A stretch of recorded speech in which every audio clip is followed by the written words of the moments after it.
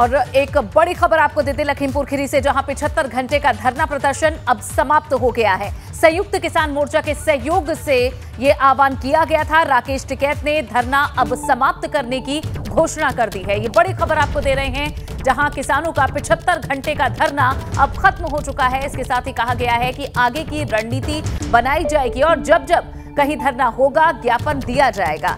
अजय मिश्र टेनी के नाम पर यह धरना किया गया था, जिसमें कहा गया था कि बर्खास्त किया जाए अजय मिश्र टेनी को। उसकी बर्खास्तगी की मांग को लेकर ही किसान धरने पर बैठे थे। संयुक्त किसान मोर्चा की प्रवक्ता राकेश टिकैत की तरफ से ये कहा गया है कि अब ये धरना खत्म किया जाता है। और नवीन अवस्थी हमारे संवाददाता जुड़ गए हैं। नवीन, जहां देखा जा रहा था कि एक बार फिर से किसान एकजुट हुए हैं अपने उद्देश्यों को लेकर, कोई बड़ा प्रभाव पड़ेगा, लेकिन उससे पहले ही ये धरना खत्म हो चुका है। किस तरह से इन 75 घंटों को देखा जाए? जी बिल्कुल, आपको बता दें, ये 75 घंटे का ही धरना दिया जाना था, जिसके चलते 18 तारीख से और 20 तारीख आज जो है धरना समाप्त कर दिया गया, विधिवत घोषणा कर दी गई। लेकिन नतीजा कोई भी नहीं निकला है, क्योंकि उन्होंने जो राकेश टिकैत ने बताया कि 75 घंटे का हमने कहा था, उसी हिसाब से आज धरना समाप्त कर दिया गया है। सभी लोग पंडाल वहां पर खाली करके चले गए हैं। जो जहां से जिस प्रांत से आया था, जिस जनपद से आया था, सभी लोग चले गए हैं। नतीजा जो भी हो, राकेश टिकैत ने बताया कि जब जहां पूरे देश में धरना प्रदर्शन किया जाएगा, ज्ञापन दिया जाएगा, आंदोलन किया जाएगा, केंद्रीय गृह राज्य मंत्री का नाम जरूर लिया जाएगा और उनकी बर्खास्तगी की मांग हमेशा करी जाएगी जब तक उनकी बर्खास्तगी नहीं होती है। साफ देखा जा सकता है तस्वीरों में किस तरह से लोग वहां से निकल रहे हैं, अपने अपने संसाधनों से निकल रहे हैं और अपने गंतव्य की ओर पहुंचने का प्रयास किया रहा है।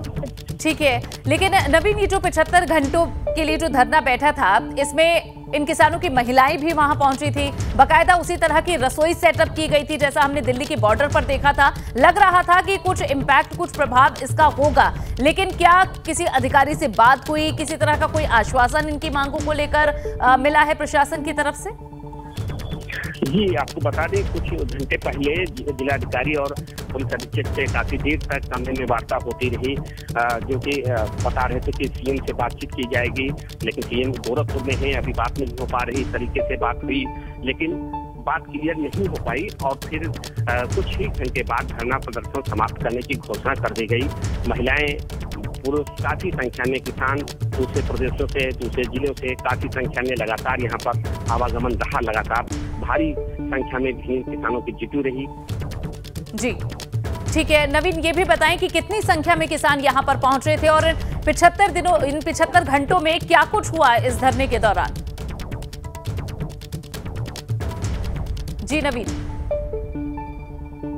चलिए शायद उनसे संपर्क टूट गया। और फिलहाल ये तस्वीरें देखिए, 75 घंटे का धरना अब खत्म हो चुका है। लखीमपुर खीरी में एक बार फिर से संयुक्त किसान मोर्चा की तरफ से आह्वान किया गया था धरना प्रदर्शन का, और इन 75 घंटों के बाद अब रवानगी हो चुकी है किसानों की।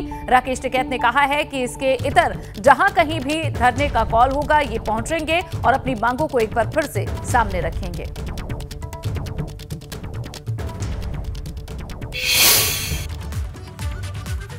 बढ़ेंगे खबरों में आगे। खबर मेरठ से। मेरठ में नकली स्टेरॉइड और फूड सप्लीमेंट की सूचना पर छापेमारी की गई और इस दौरान तकरीबन 50 लाख से ज्यादा के नोट पुलिस ने बरामद किए हैं। बताया जा रहा है कि तहखाने से छापेमारी के दौरान नोटों की गड्डियां बरामद हुई। यहां मौके पर कई थानों की पुलिस फोर्स मौजूद है। बता दें कि कंकड़खेड़ा थाना क्षेत्र के भोला रोड पर पुलिस की तरफ से ये छापेमारी की गई थी, जिसमें नोटों की गड्डियां किस तरह से तहखाने से निकली, हर किसी को ये तस्वीर हैरान कर गई। यहां नकली स्टेरॉइड फूड सप्लीमेंट की सूचना मिली थी, जिस पर पुलिस ने छापा मारा, लेकिन जब पहुंचे तो तहखाने से नकली नोटों की गड्डियां मिली और कई थानों की पुलिस फोर्स मौके पर मौजूद है। जहां अब इसके पीछे कौन लोग शामिल हैं, उनकी तहकीकात, उनकी छानबीन की जा रही है। और फिलहाल अपडेट ये मिल रहा है कि ये छापेमारी अब खत्म हो चुकी है। तो ये एक अहम जानकारी, छापेमारी अब खत्म हो चुकी है। मेरठ में नकली फूड सप्लीमेंट का एक बड़ा सिंडिकेट का खुलासा होने के बाद अब नकली स्टेरॉइड की जो नकली फैक्ट्री चल रही थी उसका आप ये देख लीजिए कि किस तरीके से यहाँ मेरठ पुलिस ने भंडाफोड़ किया है। क्राइम ब्रांच को सूचना मिली थी और इस सूचना के बाद आप यहाँ देखिए कि छापा मारा गया है। बड़ा जखीरा मिला है, लाखों रुपए कीमत का ये नकली जो स्टेरॉइड है वो यहाँ पर बताया जा रहा है। आप ये देखिए कि किस तरीके से यहाँ बड़ी बड़ी जो ब्रांडेड कंपनीज हैं उन बड़ी बड़ी ब्रांडेड कंपनी के जो लोगो थे वो यहाँ पर लगाए जाते थे। लोगों की सेहत से खिलवाड़ किया जा रहा था और मेरठ इस समय जिस तरीके से लगातार क्राइम ब्रांच की टीम को लगातार सफलताएं मिल रही हैं, लगातार फूड सप्लीमेंट और स्टेरॉइड के बड़े बड़े जखीरे पकड़े जा रहे हैं, इससे साफ हो जाता है कि मेरठ नकली फूड सप्लीमेंट और नकली स्टेरॉइड की एक बड़ी मंडी बन चुका है। आप देख रहे हैं कि जिस तरीके से युवा अपनी हेल्थ को लेकर कॉन्शियस नजर आ रहे हैं, ऐसे में ये लोग जो नकली फूड सप्लीमेंट और नकली स्टेरॉइड बनाने का काम करते हैं, ये देखिए किस तरीके से यहां पर बड़ा जखीरा यहां पर मिला है। लोगों की सेहत से खिलवाड़ कर रहे हैं। एक एक तस्वीर आप एबीपी गंगा पर देखिएगा। ये देखिए यहां जो तमाम जो भी यहां स्टेरॉइड मिले हैं, यहां देखिए कि जो ड्रग विभाग की टीम है यहां मौके पर मौजूद है, पूरी तरीके से एक्शन ले रही है, एक एक चीज की यहां छानबीन कर रही है। आप ये देखिए ये जो दवाइयां हैं ये मिली हैं, बताइए ये कैसे मानक के अनुसार हो सकती हैं,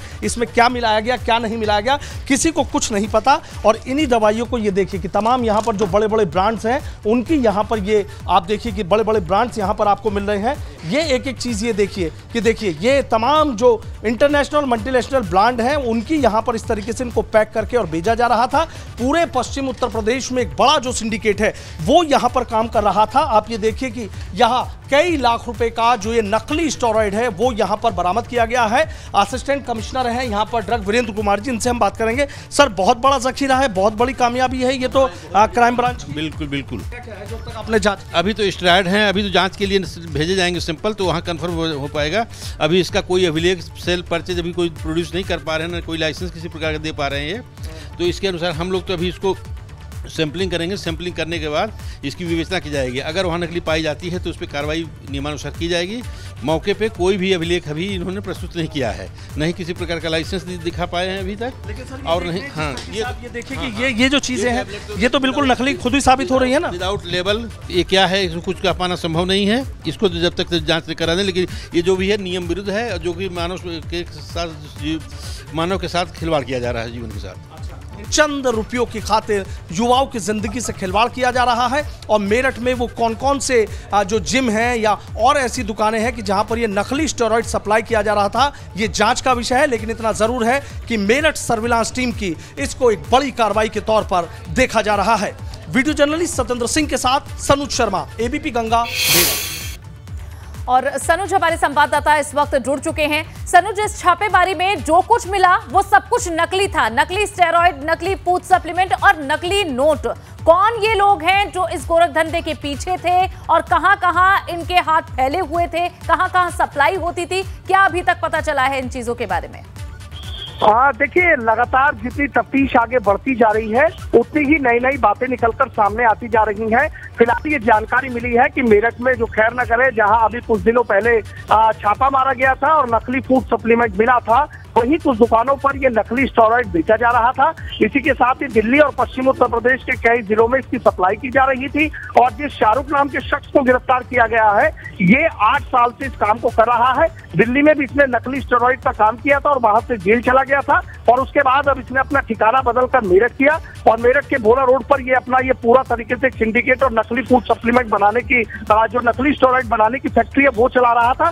सबसे बड़ी बात यह है कि देखिए, अमेरिका, यूके और हांगकांग की जो बड़ी इंटरनेशनल कंपनीज हैं, उनके नकली यहाँ पर जो बोटल्स हैं वो भी यहाँ पर मिली है, जो उनके लोगो है वो भी मिले हैं। और बहुत मोटे पैसों में उनको, बहुत चंद रुपयों में तैयार हो जाती थी और बहुत मोटे पैसों में वो बेची जा रही थी। कौन कौन लोग हैं? सबसे बड़ी बात यह कि देखिए, अगर 42 लाख रुपया मौके से मिल रहा है, जो बैग था उस बैग के नीचे एक तहखाना बना रखा था और उसके अंदर ये 500 के नोट की जो गड्डियां थी वो थी। पुलिस ने 42 लाख रुपए कब्जे में ले लिए हैं। लाखों रुपए कीमत की जो ये नकली दवाइयां हैं, स्टेरॉइड है, ये कब्जे में ले लिए हैं। सर्विलांस टीम को सूचना मिली थी कि एक मेरठ में बहुत बड़ा सिंडिकेट चल रहा है जो नकली स्टेरॉइड सप्लाई करने का काम कर रहा है, पूरी फैक्ट्री चल रही है। मेरठ के कई जिम के बारे में भी जानकारी मिली है कि उन जिम में नकली स्टेरॉइड सप्लाई किया जा रहा था।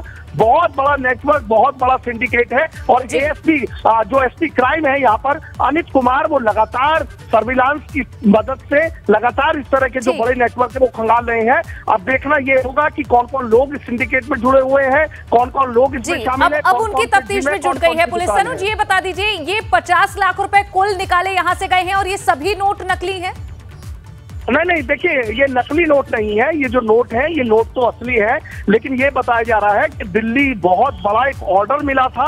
उस ऑर्डर के लिए ये 42 लाख रुपए जो थे, ये 42 लाख रुपए यहाँ पर दिए गए थे और भी पैसे यहाँ पर आने थे। चूंकि आप ये देखिए कि चंद रुपए में 10 से 20 और 20 से 50 रुपए में ये नकली स्टेरॉइड तैयार हो जाता है और ये जो है 1700 रुपए, 2500 रुपए, 5000 रुपए कीमत में बेचा जाता है।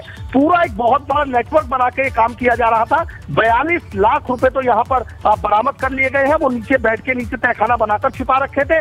और बेड की बात हो, कोई भी अलमीरा की बात हो या किसी भी फैक्ट्री के कोने की बात हो, हर जगह नकली स्टेरॉइड बरामद किया गया है।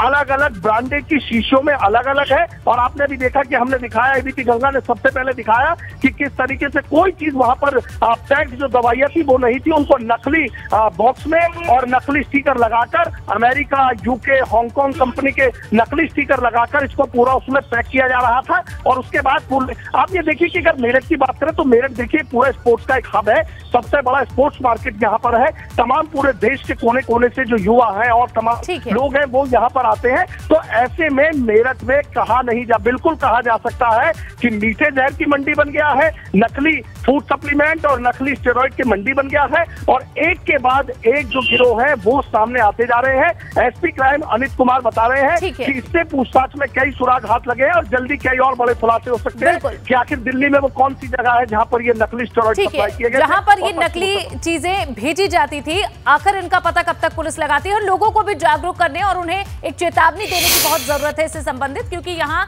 बात स्वास्थ्य की है। सनुज, शुक्रिया जानकारी के लिए। और चलिए है खबर कानपुर से, जहां हिंसा मामले में फरार आरोपियों की अब कुर्की होगी। 15 आरोपियों के खिलाफ कुर्की की तैयारी की जा रही है। फरार आरोपियों की जहां अब ये मुश्किल घड़ी शुरू हो जाएगी। फरार अपराधियों के अधिकांश पेशेवर इनमें से अपराधी बताए जा रहे हैं। ज्यादातर लोग जो हैं वो पेशेवर अपराधी हैं। अधिकांश अपराधियों का कनेक्शन D2 गैंग से बताया जा रहा है। ये बड़ी खबर, हिंसा मामले में फरार आरोपियों की अब कुर्की होगी। 15 आरोपियों के खिलाफ ये कुर्की की तैयारी की जा रही है। कानपुर हिंसा से जुड़ा हुआ ये बड़ा मामला, 15 आरोपियों के खिलाफ कुर्की की तैयारी हो रही है।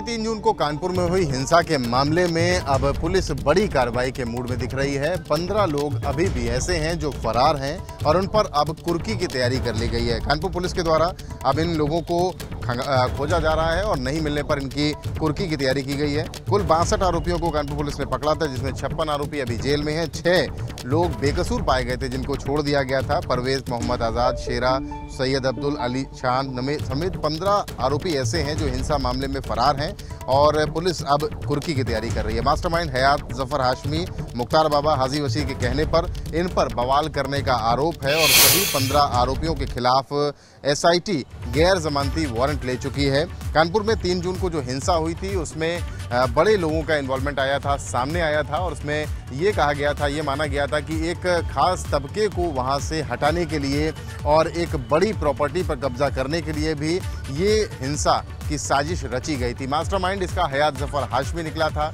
फिर उसके बाद बाबा बिरयानी के मालिक मुख्तार बाबा को पकड़ा गया।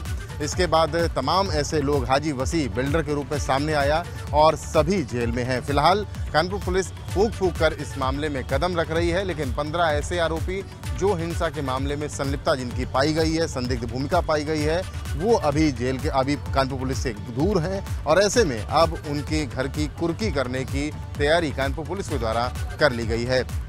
कानपुर से कैमरामैन पंकज निगम के साथ रतीश त्रिवेदी, ABP गंगा। बढ़ेंगे आगे लखनऊ से खबर। शिवपाल यादव के पत्र पर समाजवादी पार्टी नेता उदयवीर सिंह का बयान अब आ चुका है। कंस अन्याय और अत्याचार करने वालों का प्रतीक है, ये उदयवीर सिंह का कहना है। भगवान श्री कृष्ण न्याय का प्रतीक है। सपा और हमारा नेतृत्व हमेशा न्याय के साथ है। जिसका पत्र है उसने स्पष्टीकरण उसे देना चाहिए, ये उदयवीर सिंह का कहना है। जो बयान शिवपाल यादव ने दिया था, अब इस पर उदयवीर सिंह का ये बयान, कहा कि जिसका ये पत्र है उसी को स्पष्टीकरण उनसे इस बारे में लेना चाहिए। भगवान श्री कृष्ण न्याय का प्रतीक है। साथ ही ये कहा है कि सपा और हमारा नेतृत्व हमेशा से न्याय के साथ है। शिवपाल यादव पर समाजवादी पार्टी के नेता उदयवीर सिंह का ये बयान। हमारे साथ में इस समय सपा के पूर्व एमएलसी व सपा नेता उदयवीर सिंह जी हैं। उदयवीर जी, उस पत्र को आपने भी पढ़ा है, उसमें कंस शब्द का इस्तेमाल क्या लगता है, किसके लिए किया गया है, किस पर इशारा? ये तो लिखने वाले बताएंगे। कंस जो है अन्याय और अत्याचार करने का प्रतीक है, और श्री कृष्ण भगवान जिनको सब लोग पूजते हैं वो न्याय का प्रतीक है। और हमारा मानना ये है कि समाजवादी पार्टी और हमारे नेतृत्व हमेशा से न्याय के साथ रहा है। जनता को न्याय दिलाना, उनको सम्मान दिलाना, उनको हक दिलाने के पक्ष में रहा। इस पत्र में जो निशाना साधा गया है, तो चर्चा चल रही है कि कहीं ना कहीं बिना नाम लिए अखिलेश यादव जी पर ये निशाना है, और चर्चा ये भी है कि जब नेताजी मुलायम सिंह यादव जी अध्यक्ष हुआ करते थे, उनको भी हटाने के बाद सपा अध्यक्ष बने थे अखिलेश यादव। तो ये जो चर्चाएं हैं, आप कैसे देखते हैं? भैया, आपके चैनल तभी चलेंगे जब आप चर्चाएं करेंगे, तो चर्चाएं करना आपका काम है। जिसका जो पत्र है उनको खुद स्पष्टीकरण उन लोगों से लेना चाहिए। समाजवादी पार्टी राजनीतिक संघर्ष के राजनीतिक रास्ते पे चल रही है, नेताजी के आशीर्वाद और नेताजी के नेतृत्व में चल रही है, और माननीय नेताजी का खुद ही आशीर्वाद, वही संरक्षक हैं, उनके नेतृत्व और उनकी बनाई पार्टी चल रही है। इसमें इधर उधर की चर्चाएं करना अपने चटकारे लेने के लिए, न्यूज़ बनाने के लिए ठीक हो सकता है, लेकिन राजनीतिक रूप से उसका कोई मतलब नहीं है। जो पत्र में बात की गई है भगवान कृष्ण को लेकर, अवतार को लेकर, तो और प्रसपा को दूसरी तरफ कहा गया है कि इसी तरह से वो भी आई है। जिसने का पत्र है उनसे बात करिए ना। अभी मेरे हिसाब से तो बहुत सारे दल हैं, कोई मान्यता प्राप्त दल भी नहीं है अभी तक इस तरह का, और बहुत सारे दल हैं, दल के जो बहुत सारे लोग हैं। तो जिससे आपको लगता है कि उसने कोई बात कही है, उन्हीं से पूछिए।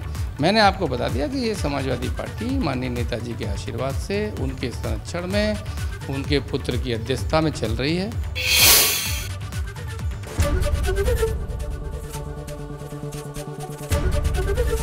एबीपी गंगा, खबर आपकी, जुबान आपकी।